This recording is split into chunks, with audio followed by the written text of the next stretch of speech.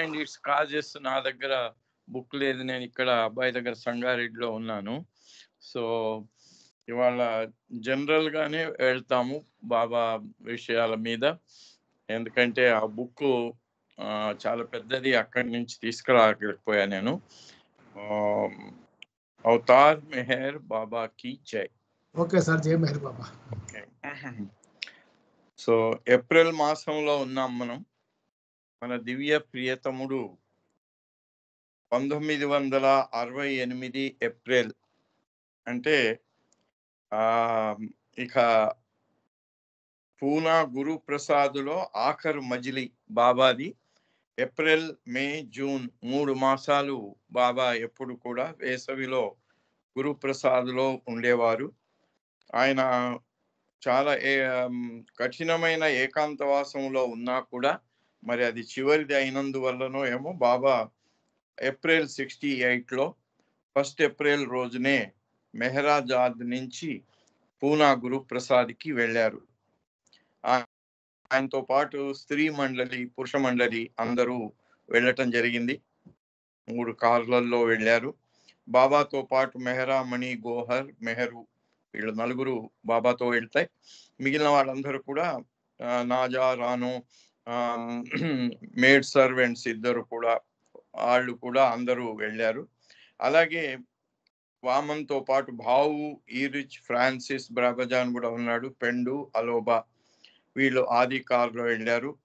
ఇక వీళ్ళందరి సామాన్ లగేజ్ ఎప్పుడు కూడా బాబా వెళ్తూ ఉంటే బాబాతో పాటు లగేజ్ కూడా అలాగే ఉంటుండేది. ఆంధ్ర టూర్లో కూడా మండలి వారికి బస్సు పెడితే సామాన్లకు అన్నింటికి ఒక లారీ పెట్టడం జరిగింది. అలాగే ఇక్కడ భాగీరథ్ ఆ ట్రక్కులో ఈ సామాన్లన్నీ తీసుకొని పూనాకు వెళ్ళారు. అలా ఎందుకంటే బాబా ఏకాంతవాసంలో ఉన్నారు గనుక ఎవరికి దర్శనం లేదు అనే విషయాన్ని చాలా స్పష్టంగా బోర్డుల రూపకంగా గురుప్రసాద్ గేట్కి బయట అన్ని బోర్డులు తగిలించి పెట్టారు. సో అంతకుముందు మండలి వారికి కొంచెం ఎటంటే అటు వెళ్ళటానికి కొంచెం స్వేచ్ఛ ఉండేది.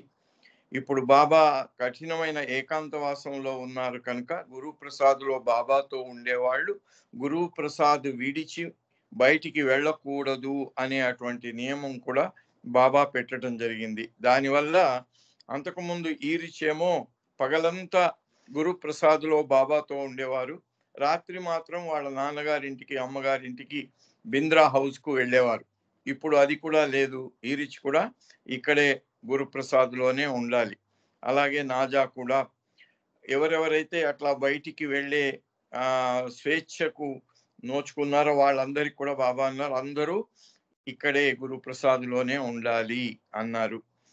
అలా ఆ గురుప్రసాద్లో బాబా మండలితో పాటుగా వచ్చి చేరిన తర్వాత చాలా మంది బాబా అనుమతి ప్రకారంగా మాత్రమే ఎవరెవరైతే రావటానికి అనుమతి బాబా ఇచ్చారో వాళ్ళు మాత్రమే వచ్చారు. అలా నానాఖేర్, బాల్నాథ్ వీళ్ళిద్దరికి కూడా బాబా ఇచ్చిన పర్మిషన్ ప్రకారంగా వచ్చి బాబా దగ్గర గురుప్రసాద్లో సేవ చేసుకునే భాగ్యం వారిద్దరికి కూడా కలిగింది. నానాఖేర్ మనకు తెలుసు. నానాఖేర్ అంటే సమాధి దగ్గర ఉండేవారు ఆయన డ్యూటీ చేస్తూ. ఆయన వచ్చిన వాళ్ళందరికి కూడా వెల్కమ్ హోమ్, వెల్కమ్ హోమ్ అని చెప్పేవారు. చాలా ప్రేమగా ఆయన అక్కడ ఆయన మన్సారి ఇద్దరు ఉండేవారు. ఆయన అందరినీ రిసీవ్ చేసుకొని సమాధి గురించి చెప్పటం, అక్కడ బాబా గురించి చెప్పటం జరిగేది. ఆ లైబ్రరీలో కానీ ఆ షెడ్లో కానీ తీసుకెళ్ళి అందరికీ చెప్తూ ఉండేవారు. నానాఖేర్ బాబా ఎడల ఆయనకు ఉన్నటువంటి విధేయత ఎంత గొప్పదంటే ఆయన నాగపూర్లో వీళ్ళందరికీ ఒకసారి బాబా పరీక్ష పెట్టాడు. వంకరాజు అన్నాడు, ఏమో చూస్తాను బాబా, నేను చేయగలుగుతానా అన్నాడు. చూస్తాను, ప్రయత్నిస్తాను అనేవాడు పనికిరాడు పో అన్నాడు. ఎలా అంటే ధనుర్విద్య నేర్చేటప్పుడు ద్రోణాచార్యుడు అందరినీ పిలిచి అడిగి చెప్పు అక్కడ ఏం కనిపిస్తుంది అంటే వాళ్ళంతా చెట్టు ఉంది, చెట్టు మీద పిట్ట ఉంది, అది ఇవన్నీ మీరు పనికిరారు అన్నారు. అర్జునుడిని అడిగితే ఆ పక్షి యొక్క కన్ను తప్ప నాకేం కనిపించటం లేదన్నాడు.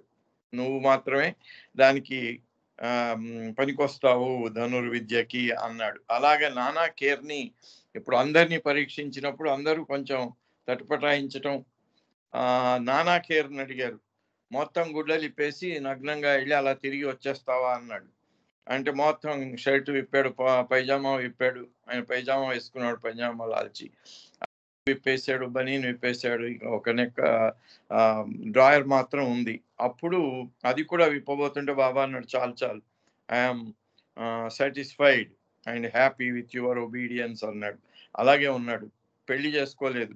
ఆయన పెళ్లి కోసం తల్లి గోడుబాయి అని ఎక్కడ బాబా కార్యక్రమం ఆయన వచ్చేది. బాబా రాగానే వచ్చావా అనేవాడు. బాబా వచ్చాను బాబా, మావాడు పెళ్లి చేసుకోని అంటున్నాడు, ఎలా ఆయన చెప్పి వాడిని ఒప్పించి పెళ్లి చేయాలి వాడికి అని పాపం అలా బాబా వెంట పడేది ఆమె. ఇటు ఈమె మనకు తెలుసు, డెహ్రాడూన్లో ఒక కథ ఉంది, చనిపోయిన అమ్మాయి నీకు కల్లో కనిపించగానే మళ్ళీ ఆ అమ్మాయి వచ్చేస్తుంది అని చెప్పాడు మోహినీదేవి. ఈమె వీళ్ళిద్దరూ వచ్చేవాళ్ళు. ఆమెను చూడగానే బాబా అడిగేవారు, కల్లో కనిపించిందా మీ అమ్మాయి? కనిపించిన తర్వాత మీ అమ్మాయి వచ్చేస్తుంది అని. సో అలా ఆమెకు కూడా బాబా అలా కొంతకాలం అలా పరీక్షించి చివరికి ఆమెను అడిగారు, ఇప్పుడు చెప్పు, నీకు మీ అమ్మాయి కావాలా నేను కావాలా అన్నాడు. మా అమ్మాయి అక్కర్లేదు బాబా, మీరే కావాలి. అంటే ఆమెను దుఃఖం నుంచి, అమ్మాయి పోయిన దుఃఖం నుంచి మళ్ళీ అమ్మాయి కావాలి అని కోరుకున్న ఆ కోరిక నుంచి బాబా ఆమెను విముక్తురాల్ని చేశాడు. అలాగే ఈ నానాఖేర్ తల్లి గోడుబాయి ఖుస్రు క్వార్టర్స్లో 54లో 56లో దర్శనానికి వచ్చినప్పుడు ఇంకా లాస్ట్కు ఆమెను అడిగి, ఏంటమ్మా ఏం చేయాలి, మీ వాడికి పెళ్లి చేయాలంతే కదా, మీ వాడి పెళ్లి అయిపోయింది పో అన్నాడు. అంటే అయిపోయిందా, ఎప్పుడు అయిపోయింది బాబా? వాడు నన్ను చేసుకున్నాడు బాబా చెప్పాడు ఆయనకి, ఆమెకు, నానా కేర్ తల్లికి, మీ అబ్బాయి నన్నే చేసుకున్నాడు, ఇంకా వాడికి పెళ్లి అక్కర్లేదు పో అన్నాడు. అంటే జిఎస్ఎన్ మూర్తికి కూడా బాబా అన్నాడు, ఐఎమ్ యువర్ వైఫ్ అన్నాడు. ఆ టెలిగ్రామ్ తీసుకెళ్లి అమెరికా అంతా, I have not come alone, you see my wife is along with me అన్న. వెరీ షీ అని అందరు అడిగితే ఆ టెలిగ్రామ్ చూపించేవాడట. బాబా అన్నాడు, I'm wife, yes Baba is there with me, so is my wife and is everything for me అని.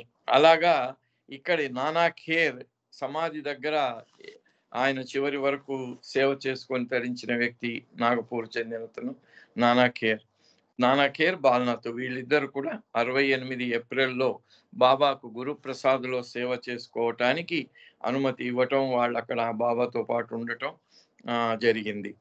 So మా final stay ఇది April 68లో. ఇంకా బాబా అది గురుప్రసాద్లో చివరి ఇది. తర్వాత 69లో బాబా ఫైనల్ దర్శన్ ఇస్తా అన్నారు. మరి 31 బాబా శరీరం చాలించడం, ఇవన్నీ దీని గురించి నేను వెళ్ళను డీటెయిల్స్కి. అయితే బాబా ఈ ఆఖరి రోజుల్లో, చివరి రోజుల్లో గురుప్రసాద్లో ఉన్న April 68లో చాలా తీవ్రమైన ఏకాంతవాసంలో ఉన్నారు బాబా. ఆయన ఆ ఏకాంతవాసానికి కూడా సమయం పెట్టుకునేవారట. ఉదయం 5 నుంచి April 5, 6 2 రోజుల్లో రోజుకు 1 గంట, అంటే వెళ్ళిన 4 రోజులకి బాబా అన్నాడు, బాబా ఒక గదిని కేటాయించుకొని ఆ గదిలో ఒక్కరే ఒంటరిగా ఏకాంతంగా ఉండేవారు. 5 నుంచి 6 5, 6 ఏప్రిల్లో రోజుకు 1 గంట ఉదయం. అలాగే 6 నుంచి 15 ఏప్రిల్ దాకా దాన్ని 2 గంటలకు పెంచారు. 16 నుంచి 20 వరకు కూడా అది 2 గంటల ఏకాంతవాసం.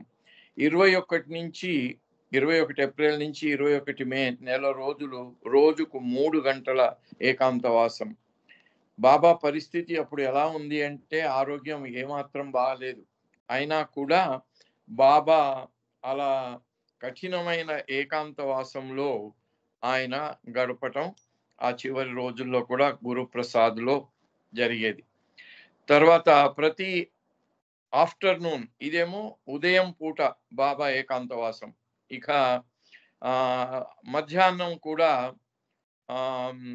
20 నిమిషాలు నుంచి ప్రారంభం చేసి ఆయన ఏకాంతవాసం గడుపుతూ వచ్చారు. ప్రతిరోజు 30th January 69 వరకు ఆయన తన ఏకాంతవాసాన్ని అలా గడుపుతూనే వచ్చారు. ఈ ఏకాంతవాసం ఉదయము సాయంత్రము ఆయన గడుపుతూ చేస్తూ వచ్చారు. ఒంటరిగా ఉండేవారు. అప్పుడు ఆయన ఒక ఎల్లో ఆర్మ్ చైర్ ఉండేదట. అంటే అక్కడ గురుప్రసాద్లో దాంట్లో కూర్చునేవారట. అప్పుడు ఎవరు ఆయన్ను గాని ఆ కూర్చునే కుర్చీని కూడా టచ్ చేయకూడదు అని బాబా యొక్క ఆదేశం. అందుకని ఎవరైనా పొరపాటున ఆ కుర్చీని టచ్ చేస్తారేమో అని ఆ కుర్చీ చుట్టూ ఒక తాడు కట్టి పెట్టారట. దాని దగ్గరికి ఎవరు వెళ్ళకూడదు అని. ఆ చైర్ చుట్టూ కూడా ఎవ్వరు కూడా దాన్ని ముట్టుకోవటానికి వీల్లేదు. అయితే బాబా ఏకాంతవాసం చేసేటప్పుడు చాలా ప్రశాంతత బాబా ఇష్టపడేవారు. ప్రశాంతంగా ఉండాలి, ఎవరు కూడా ఏ రకమైన డిస్టర్బెన్స్ ఉండకూడదు. అక్కడ గురుప్రసాద్లో ఉండే పని చేసే వాళ్ళందరూ కూడా బాబా ఏకాంతవాసంలో ఉండే సమయంలో వాళ్ళు కూడా ఏ పని చేయకూడదు. ఎందుకంటే ఏ పని చేసినా ఏదో శబ్దాలు వస్తాయి కదా. అందుకని ఆ సమయంలో వాళ్ళు ఏ రకమైనటువంటి పని చేయకుండా నిశ్శబ్దంగా ఉండాలి అని సర్వెంట్స్ కూడా, అక్కడ పనిచేసే వాళ్ళకు కూడా ఆదేశాలు ఇచ్చారు బాబా. ఏప్రిల్ మాసము మనకు ఇప్పుడు మనం చూస్తూనే ఉన్నాం. వేసవి కాలం చాలా వేడిగా ఉంటుంది. కానీ ఆసారి పూనాలో ఎందుకో మరి కొంచెం అంత వేడి లేదట. ఎందుకంటే ఇప్పుడు కూడా మనకు అప్పుడప్పుడు ఈ జల్లులు పడటం వల్ల కొంచెం వేడి తగ్గుతుంది. అట్లాగే అప్పుడు అది చల్లగా, కొంచెం వేడి తక్కువగాను కొంచెం చల్లగా ఉండటం వల్ల బాబా 3 నెలల స్టేని ఇంకొక 11 రోజులు కూడా ఎక్స్టెండ్ చేశారట పూనా గురుప్రసాద్లో ఉండటం. ఈ సెక్లూషన్ వర్క్ లో బాబా ఉన్నప్పుడు నానా కేర్ అక్కడ గార్డ్గా బయట, బాబా రూమ్ బయట ఉండే అటువంటి డ్యూటీ ఆయనకు ఇవ్వబడింది. బాబా ఎప్పుడైనా మనకు తెలుసు ఏకాంతవాసంలో కానీ రూమ్లో ఉన్నప్పుడు బాబా ఎవరినైనా పిలవాలి అంటే చప్పట్లు కొట్టేవారు. బాబా మౌనం కదా, అందుకని చప్పట్లు కొట్టేవారు. ఆ చప్పట్లు కొడితే నాన్న ఈరుచ్ ఇద్దరు కలిసి బాబా రూమ్లోకి వెళ్ళాలట. వెళితే అక్కడ బాబా ఏకాంతవాసంగా ఉన్న ఆ గదిలో వీళ్ళు వెళ్ళేసరికి అక్కడ కనబడే సీన్ ఏమిటి అంటే, బాబా ముఖము ఆ వెంట్రుకల్లోంచి, తల వెంట్రుకల్లోంచి మొత్తం చెమటలు కారుతూ ఉండేవట. Sweat from Baba's body. అప్పుడు వీళ్ళు వెళ్ళి శుభ్రంగా ఆ చెమటంతా తుడిచి టాల్కం పౌడర్ అద్ది ఆయన సాద్రా కూడా మార్చి బాత్రూమ్ కానీ టాయిలెట్ కానీ వెళ్ళాల్సి వస్తే తీసుకెళ్ళి ఒక గ్లాస్ వాటర్ ఇచ్చేవారట. ఎందుకంటే బాబా ఏకాంతవాసం చేసినప్పుడు ఏ రకమైన ఘన పదార్థం తీసుకునేవారు కాదు. అందుకని ఈ రకంగా బాబా చప్పట్లు కొట్టగానే వీళ్ళు లోపలికి వెళ్ళి బాబా చెమటంతా తుడిచి పౌడర్ అద్ది తర్వాత గ్లాస్ నీళ్ళు ఇచ్చి ఆయన టాయిలెట్ కానీ ఎక్కడికైనా వెళ్ళాల్సి ఉంటే తీసుకొని వెళ్ళి వచ్చి Baba would come to the main hall. అప్పుడు ఆయన ఆ గదిలో చేసిన ఏకాంతవాసం అయిపోగానే అక్కడి నుంచి హాల్లోకి వచ్చేవారు. ఈరిచ్ అక్కడికి రాగానే బాబా ఆదేశం ఏమిటి అంటే ప్రేయర్ చదవాలి. ఈరిచ్ మనం చదివే పర్వర్దిగార్ ప్రార్థన, పశ్చాత్తాప ప్రార్థన, ఈ 2 ప్రార్థనలు అక్కడ చదవబడేవి. ఈరిచ్ చదవాలి ఆ ప్రార్థనలు. మండలి వాళ్ళందరూ కూడా ఒక భావుకు మాత్రం బాబా మినహాయింపు ఇచ్చారు. ఎందుకంటే ఆయన అప్పుడు వేఫేరర్స్ ను హిందీలోకి అనువాదం చేస్తున్నారట. ఆ హిందీ అనువాదం పనిలో ఉన్నందువల్ల ఆయనకు మినహాయింపు ఇచ్చారు. అంటే ఈ ప్రేయర్స్ లో వచ్చి పాల్గొనే అందరూ పాల్గొనాలి ఎక్సెప్ట్ భావుకు మినహాయింపు ఉండేది. అయితే బాబా స్వయంగా ఆ ప్రార్థనలో పాల్గొనేవారు. ఉన్న మండలి వాళ్ళందరూ కూడా ఎక్సెప్ట్ బాబు అందరూ వచ్చి ప్రార్థనలో నిలబడేవారు. Eruch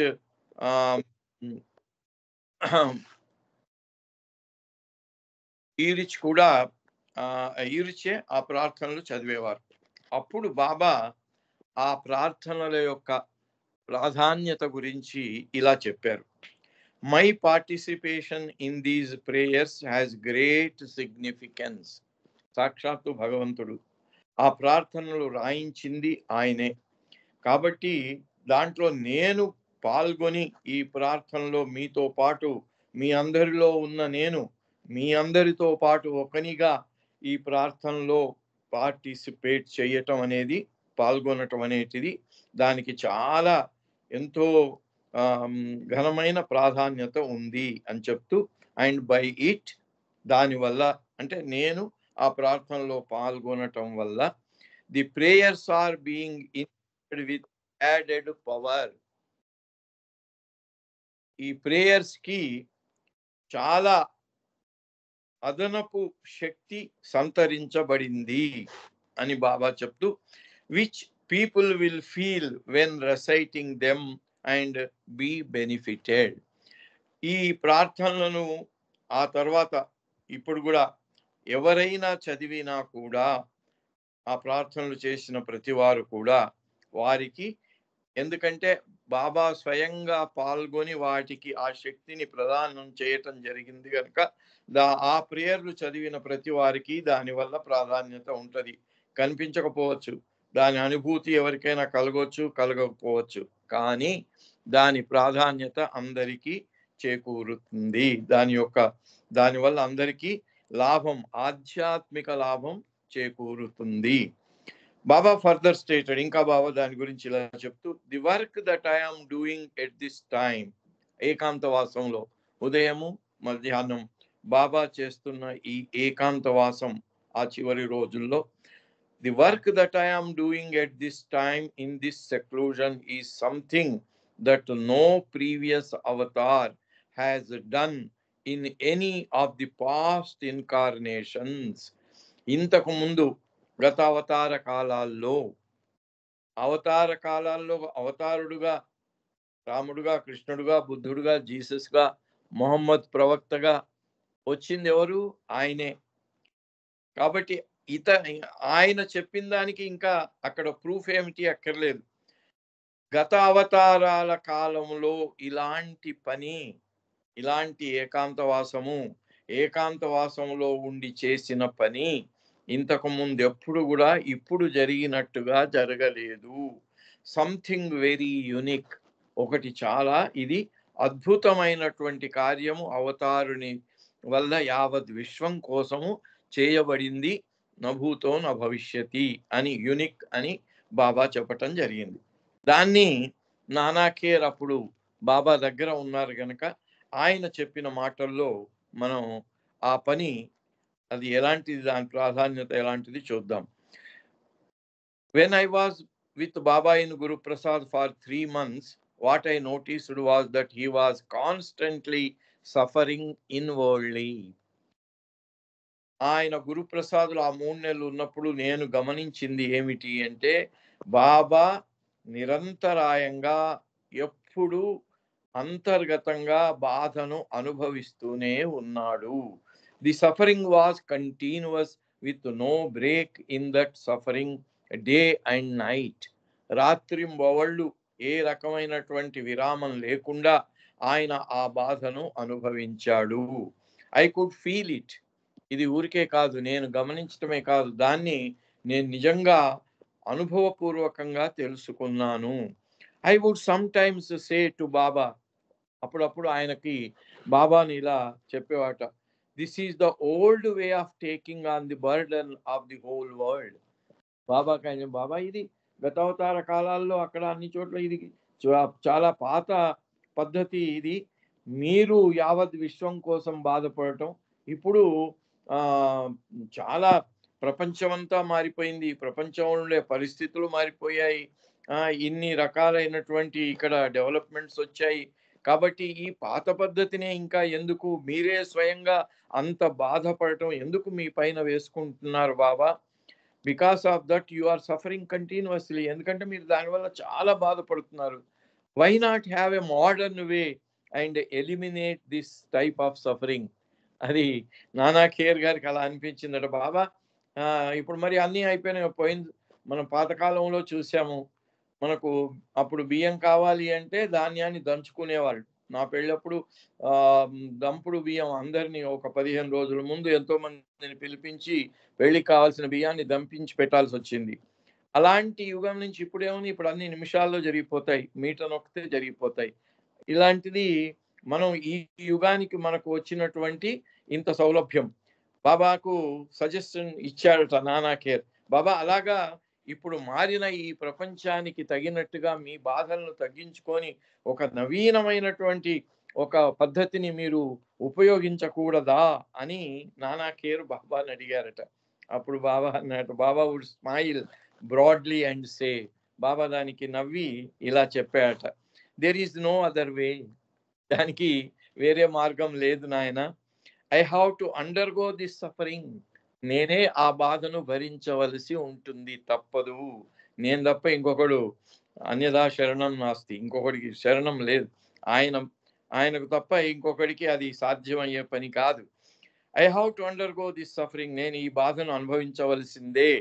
that is the only way in which I can relieve humanity. ఎందుకు? ఈ మానవాళి యొక్క బాధలను నివారించటానికి నేను స్వయంగా బాధపడాలి, దానికి వేరే పద్ధతి లేనే లేదు. Vicarious suffering, that is the very purpose I come as Avatar. నేను అవతారుడిగా మానవ దేహం ధరించి మీ మధ్యకు రావడానికి కారణమే అది. మీ అందరి బాధలు నా మీద వేసుకొని మీకోసం బాధపడి మీ బాధను ఉపశమింపజేయటమే నేను అవతారుడుగా రావటానికి ముఖ్యోద్దేశము. During the final seclusion in 1968, when he would come to the Mandali after finishing the work, he would tell us, ఆయన తన గదిలో ఏకాంతవాసం చేసిన తర్వాత మండలిలోకి వచ్చి మండలి హాల్లో అందరితో ఉన్నప్పుడు ఇలా చెప్పేవారట బాబా, when I am doing the special work in my room, there is absolutely no suffering for me. ఇక్కడ మరి ఇందాక నానా కేర్ చెప్పింది ఏంటి, ఆయన బాబా ఇంతగా బాధపడుతున్నారు అంతర్గతంగా అని. నిజమే, దానికి అసలు అనుమానమే లేదు. కానీ బాబా తన యొక్క స్వంత అనుభూతిని ఈ రకంగా చెప్తున్నారు. When I'm doing the special work in my room, there is absolutely no suffering for me. ఒంటరిగా తన గదిలో ఉండి ఏకాంతంగా ఉంటూ ఆయన ఎప్పుడైతే మానవాళి కోసం బాధపడుతున్నాను, పైన చెప్పారు ఆయన, నేను తప్ప ఎవరు ఈ బాధ భరించలేరు అని చెప్పారు. నేను అందుకోసమే మానవ రూపం ధరించి వస్తాను అన్నాడు. అయినా కూడా ఆయన బాధపడుతూ ఒంటరిగా గదిలో ఏకాంతంగా ఉన్నప్పుడు ఆ బాధలాగా ఉండదట ఆయనకి. ఎలా ఉంటుందట? I am doing a special work in my room, there is absolutely no suffering for me. It goes very smoothly, but as soon as the work is over and I come to this room among you, I have the whole burden on my head. అక్కడి నుంచి ఆ పని చేసి మళ్ళీ మీ మధ్యకు వచ్చి ఈ హాల్లో ఎప్పుడైతే కూర్చుంటానో ఆ బరువంతా మళ్ళీ నా నెత్తి మీద మోపినట్టే ఉంటుంది. అక్కడ ఏకాంతవాసంలో ఒంటరిగా ఉండి అంత బాధపడుతున్నా ఆ బాధ ఆయనకు బాధలాగా అనిపించదట, బరువులాగా ఉండదట. When I'm doing the work, it is like having a heavy Himalayan burden lifted from my head. As soon as the work is over, then the whole burden is there again. ఇక్కడ ఎంత ఇదిగా బాబా దాన్ని ఆయన యొక్క సొంత అనుభవాన్ని ఎలా చెప్తున్నారంటే, ఆయన విల్లింగా ఇష్టపూర్వకంగా అందరి కోసం బాధపడటానికే మానవ రూపం ధరించి మన మధ్యకు వచ్చారు. అందుకని ఆ బాధ భరించటం ఆయనకు బాధ భరిస్తున్నట్టు ఆయన చుట్టూ ఉన్న వాళ్ళకి అనుభూతి కలిగినా ఆయనకు లేదట. ఎందుకంటే వచ్చిందే ఆయన ఆ పని కోసం, కాబట్టి ఆ పని నెరవేరటం ఆయనకు సంతోషం. అందుకని అది బరువుగా అనిపించదట ఆయనకి. It is like having a heavy Himalayan burden lifted from my head. అప్పుడు ఎందుకు ఇక్కడ ఆయన ఒక్కని శరీరం ద్వారా భరించే బాధ ప్రపంచంలో ఉన్న ఇన్ని కోట్లాది మానవుల యొక్క బాధతో సమానం. కాబట్టి ఇక్కడ ఆయన బాధపడటం వల్ల ఈక్వేషన్ ఏమవుతుంది? యావత్ విశ్వంలో ఉండే ఇన్ని కోట్ల మంది బాధ నివారించబడుతోంది, అది ఉపశమించబడుతోంది. కాబట్టి ఒక పక్కన ఈయన ఆ ఒక్క శరీరంతో ఇంత బాధపడినా అందరి శరీరాలను అందరి వైపు నుంచి అందరి బాధ ఉపశమింపజేయబడటం ద్వారా ఆయన బరువు దించినట్టుగా అవుతుంది, ఇందరిలో ఉన్న ఆయన బరువు. కాబట్టి అలా అవుతోంది. మళ్ళీ మీ మధ్యకు వచ్చిన తర్వాత నేను మీ ముందు ఎప్పుడైతే కూర్చుంటానో అప్పుడు మళ్ళీ బరువు, ఎందుకంటే అది అయిపోయింది. మరి మన బరువు అంతా ఆయన అలా ఒకసారి తీసుకొని వదిలేస్తే మొత్తం ప్రపంచం అంతా మటుమాయం అయిపోయి అదృశ్యం అయిపోతుంది, మొత్తం సంస్కారాలు అన్ని ఎవాపరేట్ అయిపోతాయి. కావు కదా, అలా ఉంటాయి.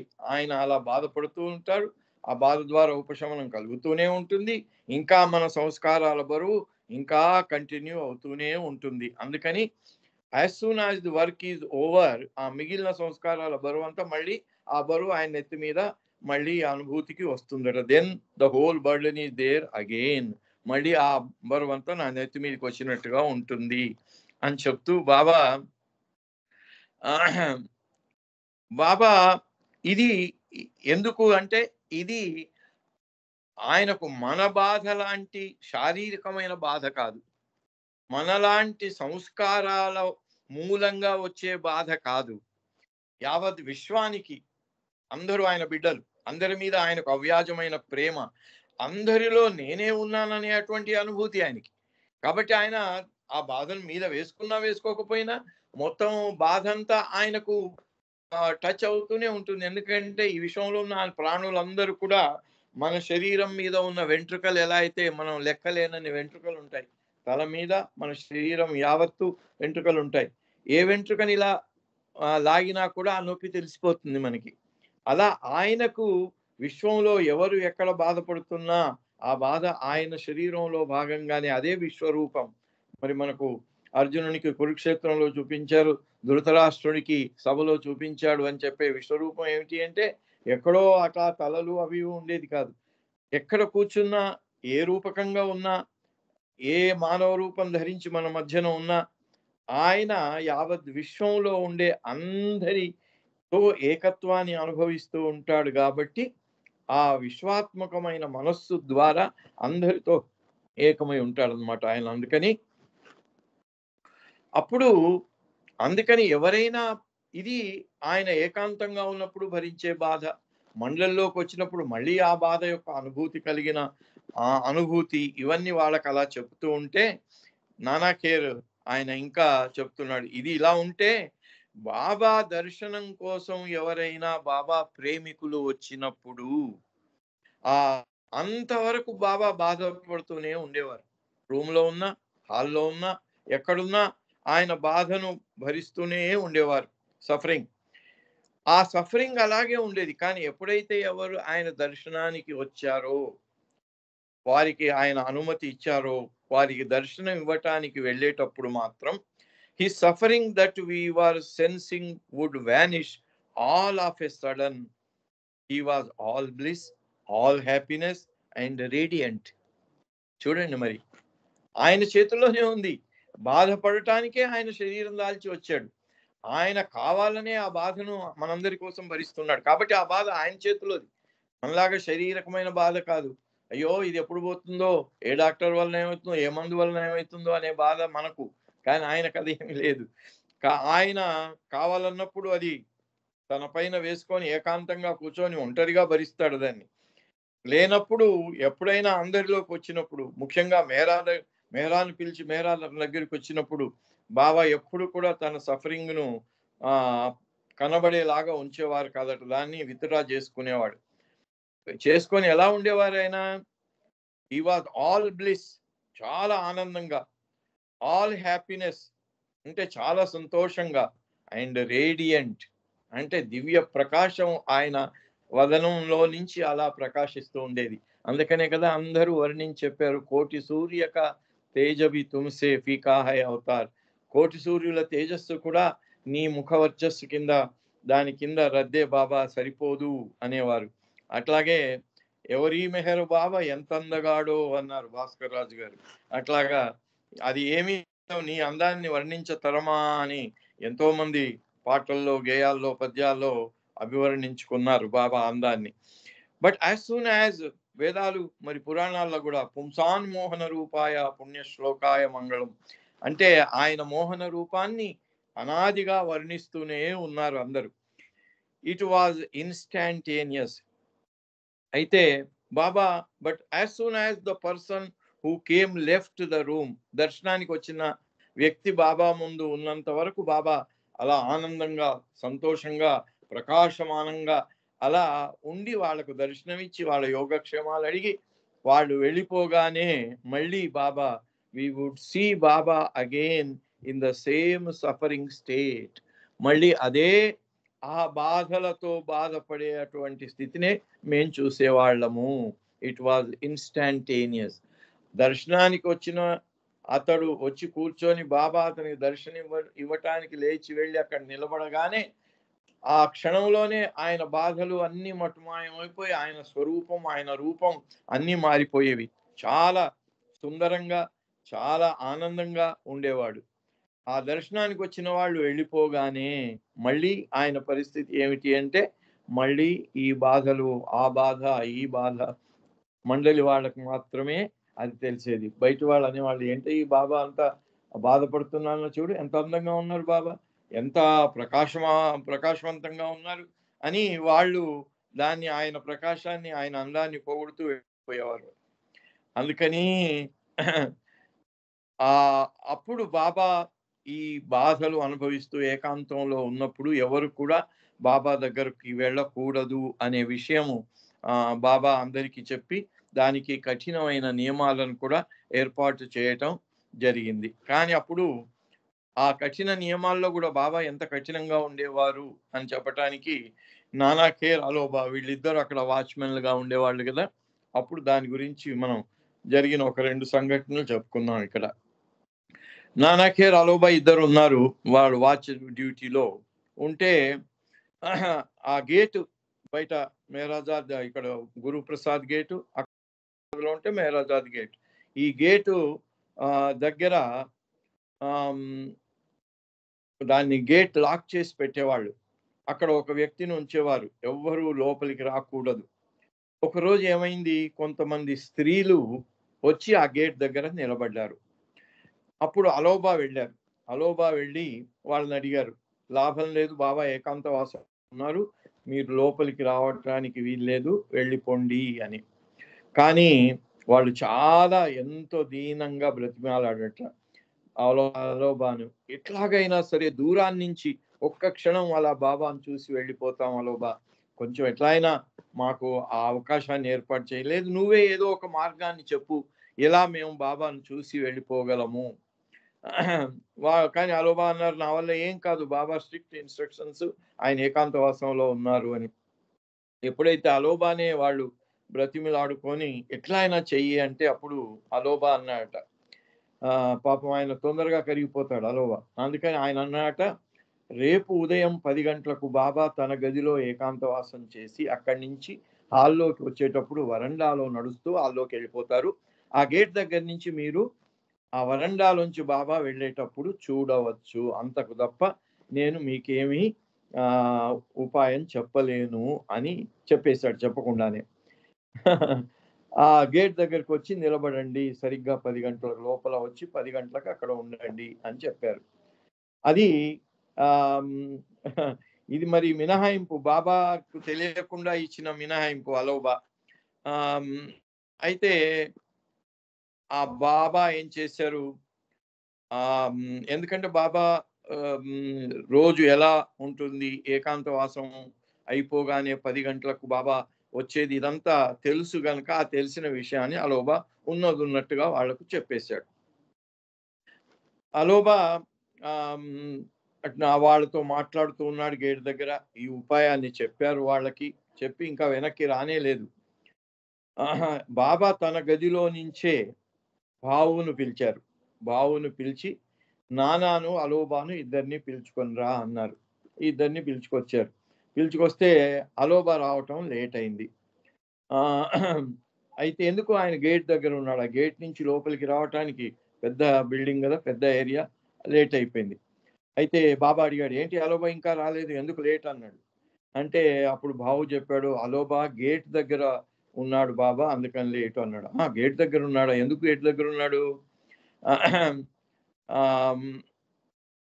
అప్పుడు బాబా అలోబా రాగానే, ఇంకా అలోబా జరిగిన విషయం చెప్పకుండానే బాబానే స్వయంగా అలోబాకు చెప్పి అలోబాతో అన్నాడు, అలోబా ఏంటి, ఎందుకు వాళ్ళను నువ్వు గేట్ దగ్గరికి రమ్మని చెప్పావు? వాళ్ళతో ఎందుకు మాట్లాడావు? వెళ్ళి వాళ్ళను మళ్ళీ రేపు గేట్ దగ్గరికి రమ్మని ఎందుకు చెప్పావు? ఏంటి విషయము అనగానే ఆయనకు తప్పలేదు, ఉన్న విషయం చెప్పేశాడు. అప్పుడు బాబా అంటున్నాడు, have you no thought about my instructions? నేను ఇచ్చిన ఆదేశాల గురించి నీకేమైనా ఇంత కూడా శ్రద్ధ లేదా? My lovers thirst for my darshan, నా ప్రేమికులు నా దర్శనం కోసం పాపం చాలా తప్పిస్తూ ఉంటారు. And still I do not see them, అయినా నేను వాళ్ళని చూడను. And here instead of helping me in my work, ఇక్కడ నువ్వు నా పనిలో నాకు సహకరించడానికి బదులుగా you are proving a hindrance, వాళ్ళకి ఏదో మార్గం చెప్తున్నావు. నేను అట్లా నడిచి వెళ్ళేటప్పుడు వాళ్ళు నన్ను చూడటం, డిస్టర్బ్ చేయటము నా ఏకాంతవాసాన్ని, ఇదే నువ్వు నాకు చేసే ఉపకారం అంటూ బాబా అప్పుడు నానా అలోబా ఇద్దరు కదా వాచ్లో ఉన్నారు, నానాను పిలిచి బాబా అన్నారు, అలోబా ముఖం మీద ఉమ్మెయ్యి అన్నాడు. చూడండి, అలోబా చేసింది ఏంటి? అక్కడ వెళ్ళాడు, ఏకాంతవాసం దర్శనం లేదన్నారు, ఏదన్నా ఉపాయం చెప్పమంటే ఆ ఉపాయం చెప్పాడు. రేపు 10 గంటలకు వచ్చి నిలబడండి, బాబా అలా రూమ్లోంచి హాల్లోకి వెళ్ళేటప్పుడు వరండాలోంచి వెళ్తుంటారు, అప్పుడు చూడండి అని చెప్పాడు. దానికి నువ్వు నా ఆదేశాలను కూడా లెక్క చేయకుండా వాళ్ళకి అలా ఉపాయం చెప్పావు. నువ్వు నాకంటే వాళ్ళే నీకు ఇదా, నాకు సహకరించటానికి బదులు నాకు నువ్వు అడ్డంకిగా మారుతావా అని చెప్పి అతన్ని అలోబాను కూడా కోపగించుకొని నానాకు చెప్పాడు, అలోబా ముఖం మీద ఉమ్మేయి అని. అప్పుడు నానా ఎందుకంటే విధేయత అనేది నేర్పించారు కదా బాబా, వెంటనే నానా కేర్ అలోబా ముఖం మీద ఉమ్మేశాడు. Both were told to leave, ఇద్దరిని వెళ్ళమని చెప్పారు. తర్వాత కొంచెం సేపు అయిన తర్వాత బాబా అలోబాను పిలిచాడు, మళ్ళీ వెనక్కి పిలిచి, అప్పుడు బాబా మరి కరుణామయుడు కదా, అప్పుడు చెప్పాడు, ఐఎమ్ ఫార్ గివింగ్ యూ, నేను నిన్ను క్షమిస్తున్నాను. వాండ్, అట్లాగే హెచ్చరిక కూడా చేసి నెవర్ డూ ఇట్ అగైన్, మళ్ళీ ఇలాంటి పని ఎప్పుడు చేయకు. ఇది అలోబాకు చాలా, ఇది ఎప్పుడు అది చేస్తూనే పోయేవాడు, బాబా క్షమించేవాడు, తర్వాత మళ్ళీ చేయకు అని బాబా చెప్పడం జరుగుతూ ఉండేది. Always be attentive to my pleasure, నా యొక్క సంతోషం గురించే ఎప్పుడు నువ్వు శ్రద్ధ వహించు. Don't bother about the pleasure of others, ఇంకా మిగిలిన వాళ్ళ గురించి ఇలాంటి శ్రద్ధ పెట్టుకోకు, ముందు నా గురించే ఆలోచించు అన్నారు. అలా ఓసారి ఎవరో వస్తే అతన్ని ఫిజికల్ గా లిఫ్ట్ చేసి గేట్ అవతల కూర్చోబెట్టి తాళం వేయటం కూడా జరిగింది. అలా బాబా ఆయన మనందరి కోసం పడిన బాధలు వర్ణనాతీతం. అవతార్ మెహర్ బాబా की जय. जय बाबा. जय मेहर बाबा अंडी. अवतार मेहर